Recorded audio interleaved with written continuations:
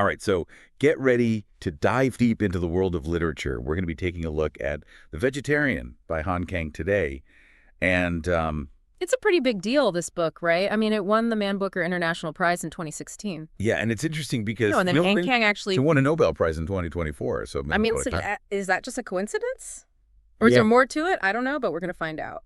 And we have a guide. We're going to be looking at this review by Carlota Gastaldi Mateo on a blog called La Cueva de mis Libros. Oh, nice. Okay, so The Vegetarian, huh? The premise sounds pretty simple, you know?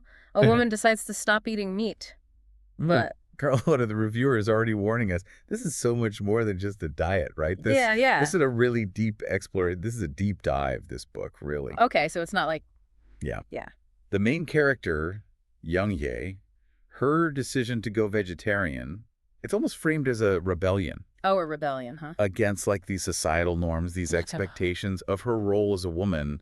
Yep. Like, wow. Yeah, because her husband, at the beginning of the novel... Yeah.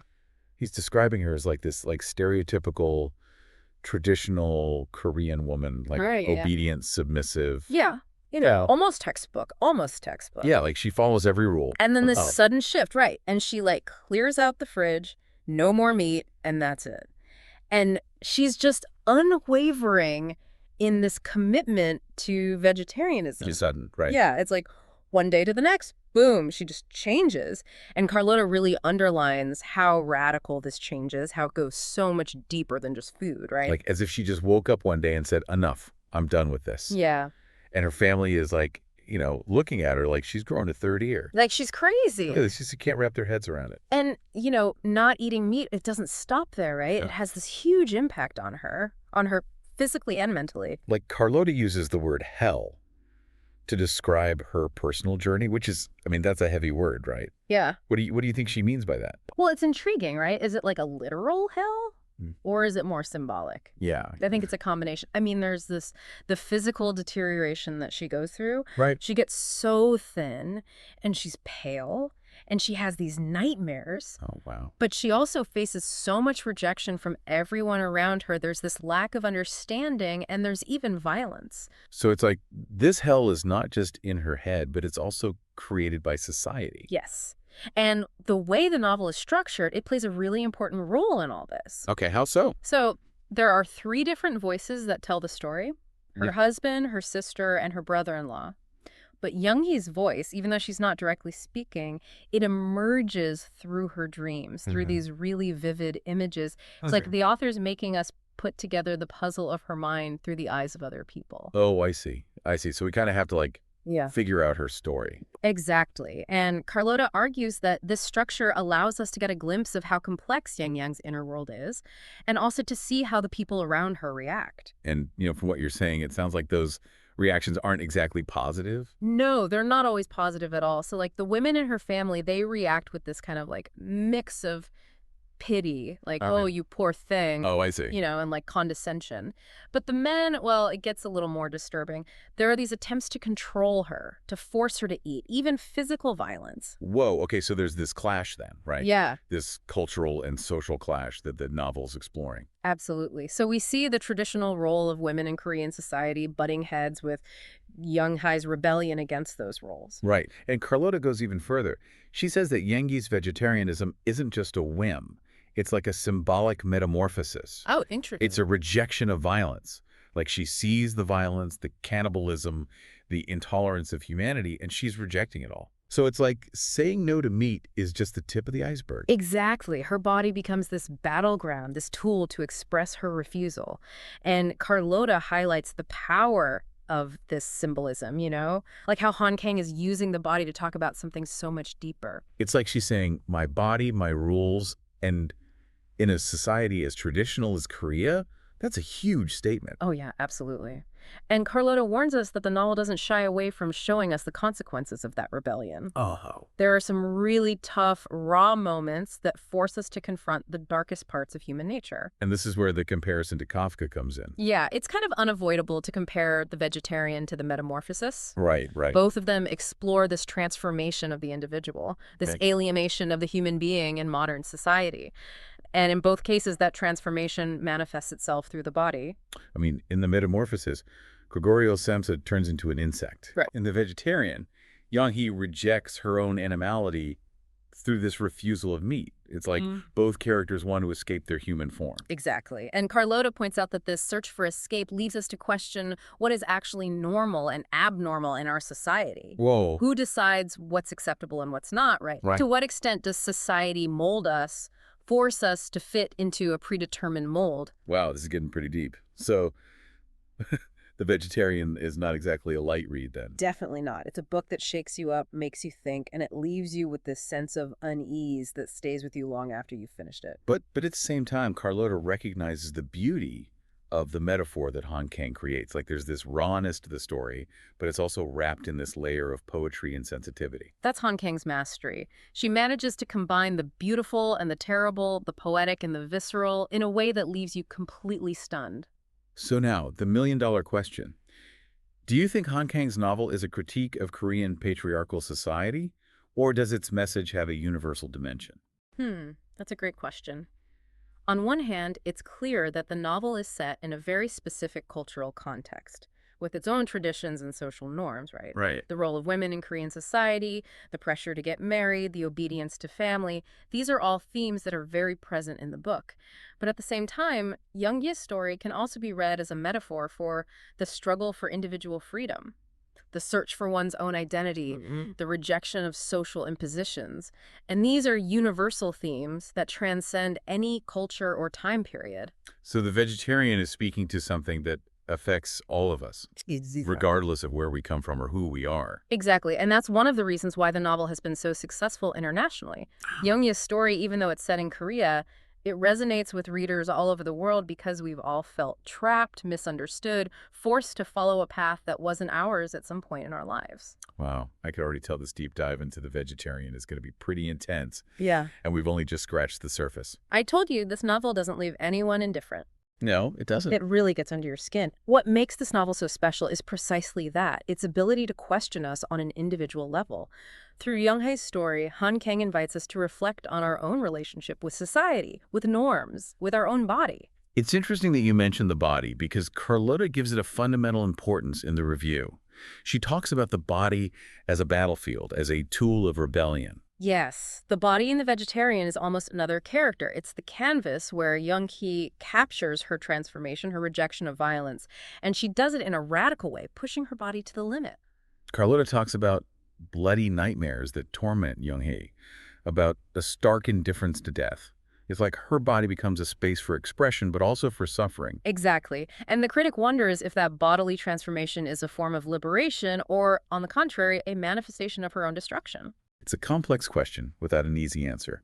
On the one hand, Yeonghye seems to find a certain peace in connecting with nature, in moving away from the violence she perceives in humanity. But on the other hand, her body deteriorates. It's consumed. And this is where the comparison with Kafka becomes even stronger. Both Gregorio Samsa and Yeonghye experience bodily transformations that distance them from society, that turn them into monsters in the eyes of others. But while Samsa's transformation is imposed, Yeonghye's is a conscious decision, a way of rebelling against what is expected of her. That is a key difference. Yeonghye chooses her path, even if it's a torturous one, full of pain and loneliness, and that choice, that will to break with the norms, is what makes her such a fascinating and at the same time so disturbing character. And speaking of disturbing, we can't overlook the figure of Yeonghye's husband. Carlota describes him as a man trapped in social conventions, unable to understand his wife's transformation. Yes, the husband represents that part of society that clings to the norms, to the established. At first, he tries to control Yeonghye, force her to eat meat, to go back to being the obedient woman he knew. But as the novel progresses, we see that he also undergoes a transformation. In what sense? He begins to question his own beliefs, his own role in the relationship. Yeonghye's transformation, although it causes him rejection and fear, also forces him to look inside himself. It's as if Yeonghye's rebellion has a ripple effect, shaking not only her own life, but also the lives of those around her. Exactly. And in the husband's case, that shake leads him to confront his own contradictions, the fragility of his world. Carlota doesn't mention it explicitly in the review, but do you think the husband really comes to understand Yeonghye? It's hard to know. The novel offers us a partial, fragmented view of the characters. We see the husband struggling with his own demons, but we don't know if he finds peace, if he manages to understand his wife. That ambiguity, that lack of clear answers, is one of the characteristics of the vegetarian.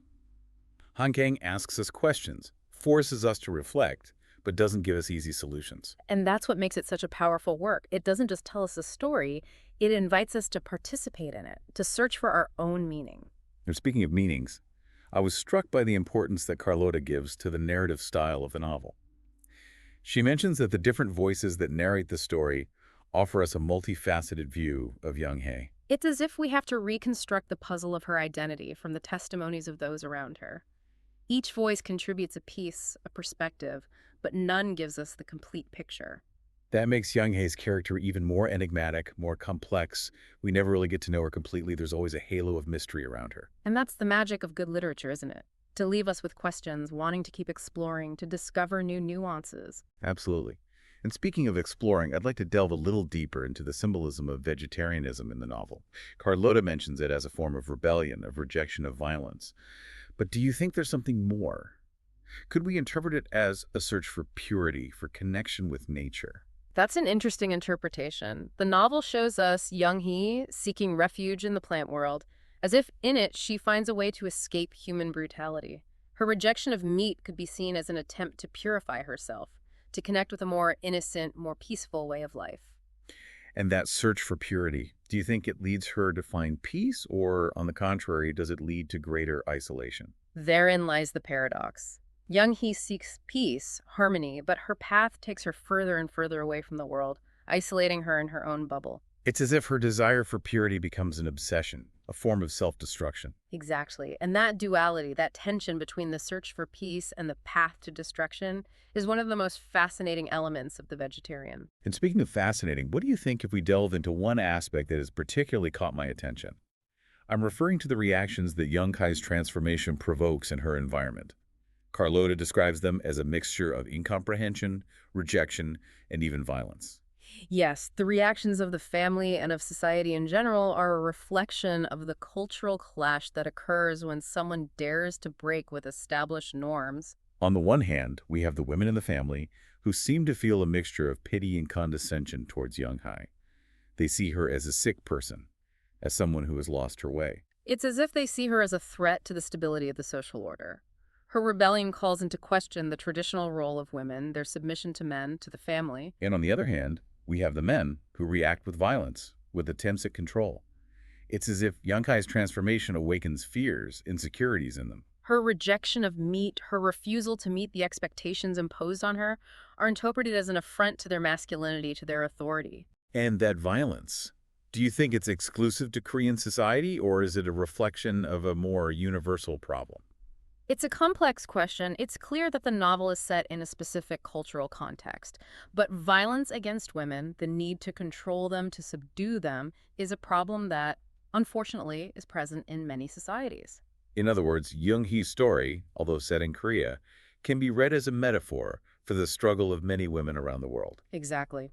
Her rebellion, her refusal to accept imposed norms can resonate with any woman who has suffered oppression, violence, lack of freedom. And speaking of freedom, do you think Yeonghye's transformation leads her to find it? Or is it a path that leads to greater loneliness, to greater suffering? That's a question each reader must answer for themselves. What is undeniable is that The Vegetarian invites us to reflect on the limits of individual freedom, on the price that sometimes has to be paid for being true to oneself. And with that reflection, I think we've covered a lot of ground in this immersion in The Vegetarian. But we still have much to explore. Yes, this novel is like an onion. It has many layers, many nuances. The more you analyze it, the more questions arise. And that's what makes it so captivating, right? I mean, it's not an easy read, but it's a read that transforms you. It forces you to look straight at the complexity of being human, Right. at the darkness that sometimes lives inside us. Yeah, Carlota, in her review, She really encourages us to go beyond the surface and not just stay with the plot. Mm. She really wants us to explore the symbolism, the metaphor, the richness of Han Kang's language. Exactly. Like, for example, the image of Yeonghye trying to merge with nature, with the plant world. I mean, Yeah. is it a search for peace, for purity? Mm, Or is it a way to escape her own humanity, the violence that surrounds her? that's the big question, isn't it? Where's the line between the search for freedom and self-destruction? Yeah. How far can we distance ourselves from what makes us human Right. without losing ourselves? And here, the figure of the brother-in-law becomes really important. Good. Carlotta describes him as this character who is obsessed with beauty, with purity. Okay. He sees Yeonghye as this kind of muse, an embodiment of the beauty that he longs for. It's an obsession that borders on the unhealthy. Right. Right. I mean, he's projecting his own desires onto her, his Yeah. own frustrations. He sees her as an object, not as a human being with her own feelings and needs. Right. Exactly. And that male gaze, that objectification, it's one of the elements that contribute to the hell that Yeonghye is living through. Mm. Her body becomes a battleground, not just for her, but also for the projections and desires of others. Yeah, it's like while the brother-in-law idealizes her, Right. the husband rejects her, tries to control her. Right. Two sides of the same coin, really. Two ways of denying her individuality, her right to be herself. Exactly. And in the middle of that crossfire, Yeonghye fades away. She's consumed. Right. Her body becomes increasingly fragile, more ethereal, Yeah. as if she's about to disappear. It's like Carlotta describes this physical transformation as a metaphor for Yeonghye's own disappearance as a subject, as an individual. Right. It's as if by rejecting meat, by trying to merge with nature, she's erasing herself from the world. And is that disappearance a defeat or a victory? Oh, that's interesting. Is it a way to break free from social ties? Mm-hmm. Or is it the inevitable consequence of a rebellion that can't find its place in the world? That's the question Han Kang leaves us with, isn't it? Yeah. There are no easy answers, just the unease, the reflection, the need to look within ourselves to find our own meaning in this story. And that's what makes The Vegetarian so great. It doesn't give us answers. It throws questions at us. Mm-hmm. It forces us to confront our own worldview, Right. our own ideas about freedom, identity, the relationship between the individual and society. And in the end, we're left with the image of Yeonghye, fragile, ethereal, almost transparent, like a plant seeking light in a world that rejects it. Right. An image that, as Carlotta says, is both beautiful and heartbreaking. An image that invites us to reflect on the fragility of human existence, on the complexity of relationships, on the constant struggle to find our place in the world.